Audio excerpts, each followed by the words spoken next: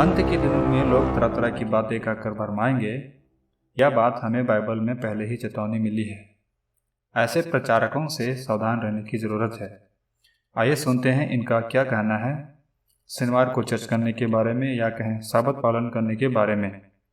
Video पूरा देखिए ताकि आपको पूरा समझ आए। उसके बाद अपने संबंधियों को, अपने मसीही भाई बहनों को वीडियो शेयर करें। तो सृष्टि की रचना का पैटर्न जो है वही हमको मानव इतिहास के अंदर देखने को मिलता है।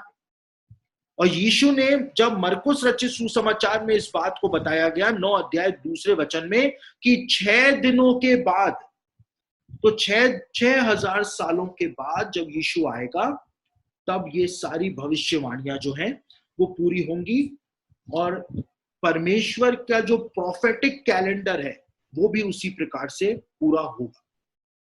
ये प्रोफेटिक पैटर्न जो है वो पूरा होगा। और 7वां दिन जब आया सृष्टि की रचना का, तो उस समय परमेश्वर ने विश्राम लिया, उस समय परमेश्वर ने आराम किया। और इसीलिए यह माना जाता है कि 6,000 सालों के बाद जो 7वां 1000 साल शुरू होगा, वहां पे मसीह के 1000 साल का शासन जो है वो इस पृथ्वी के ऊपर आ जाए। और इसीलिए इब्रानियों की पत्री उसका 4था अध्याय उसके 9वें वचन के अंदर लिखा हुआ है कि परमेश्वर के लोगों के लिए सबत का विश्राम जो है वो अभी बाकी है। परमेश्वर के लोगों के लिए सबत का विश्राम बाकी है, क्योंकि यदि इजरायली सबत के विश्राम में प्रवेश कर लेते तो सबत की चर्चा फिर वापस से नहीं की जाती। लेकिन परमेश्वर के लोगों के लिए वो सबत का विश्राम, मसीह के राज्य के अंदर प्रवेश करने का समय अभी आना जो है वो बाकी रह गया है, बाकी रह गया।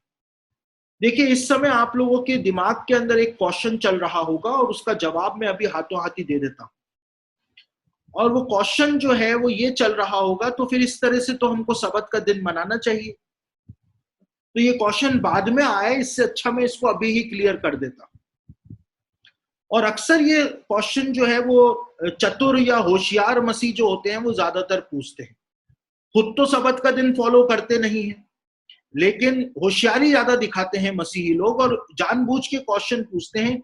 संडे के दिन तो चर्च जाएंगे नहीं, घर में पड़े हुए और टीवी देखते रहते हैं, है ना। लेकिन उनको सबत के दिन का ज्ञान चाहिए कि सबत का दिन ईसाइयों को मनाना चाहिए या नहीं मनाना चाहिए।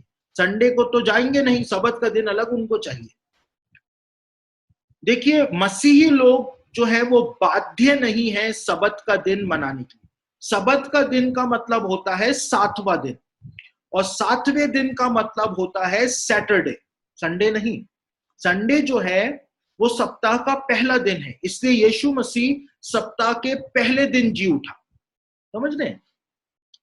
तो सबत जो है वो 7वां दिन है, यानी सैटरडे है। मसीही लोग जो है वो बाध्य नहीं है कि वो सबत के दिन को, सैटरडे के दिन को वो माने। ऐसा क्यों? क्योंकि व्यवस्था के अंदर जो सबत के दिन को मानने की आज्ञा दी गई, वो व्यवस्था जो थी वो इजरायलियों को प्रदान की गई थी, यहूदियों को प्रदान की गई थी। हम अन्य जाति लोग जो है वो व्यवस्था के अधीन नहीं है। हमको यीशु मसीह ने व्यवस्था के बंधन से छुड़ा लिया है। हम स्वतंत्र हुए लोग हैं, हम व्यवस्था के अधीन नहीं हैं। तो सबत को बहुत ही ज्यादा स्ट्रिक्टली मानने की शर्त जो थी वो यहूदियों के लिए परमेश्वर ने रखी थी, हमारे लिए नहीं रखी थी। तो हम बाध्य नहीं हैं।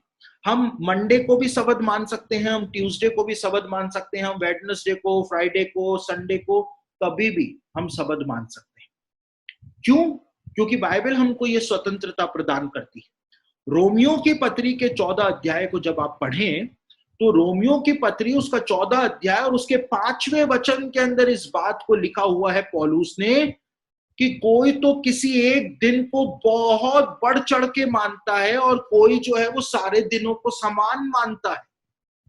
तो जो मानता है वो प्रभु के लिए मानता है, और जो नहीं मानता है वो भी प्रभु के लिए मानता है। तो हम मसीही लोग जो है, हम बाध्य नहीं है कि हम सबत का दिन माने, सैटरडे को माने। अगर आपको सैटरडे के दिन सबत मानना है, आप मान सकते हैं, आपको किसी ने रोका नहीं है। यदि आप संडे को सबत मानना चाहते हैं तो आप मान सकते हैं, आपको किसी ने रोका नहीं। क्योंकि हम अन्य जाति हैं, हमको वो व्यवस्था नहीं दी गई। और यदि आप कहते हैं कि नहीं, मुझको तो व्यवस्था की वो आज्ञा माननी ही माननी है, तो फिर आप बेईमानी कर रहे हैं, क्योंकि आप व्यवस्था की एक आज्ञा को तो मान रहे हैं, दूसरी आज्ञा को नहीं मान रहे हैं। फिर खतना भी कराओ। अगर आपको सबत का दिन मानना है तो खतना भी कराओ। फिर आप बलिदान भी चढ़ाओ, बलियां चढ़ाओ, मेमने लाओ, बकरे लाओ, बैल लाओ, बलिदान चढ़ाओ, 10वां अंश दो, है ना।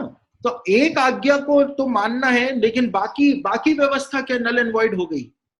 इसलिए हम अन्य जाति लोग जो हैं वो व्यवस्था के अधीन नहीं है। यीशु ने हमको व्यवस्था से छुड़ा लिया है। वीडियो के बारे में आपका क्या राय है, कमेंट करके हमें ज़रूर बताइए, और वीडियो शेयर भी कर दीजिए। और चैनल में पहली बार आए हैं तो हमें सपोर्ट करने के लिए सब्सक्राइब कर दीजिए। हमारे साथ जुड़ने के लिए आपका बहुत बहुत धन्यवाद।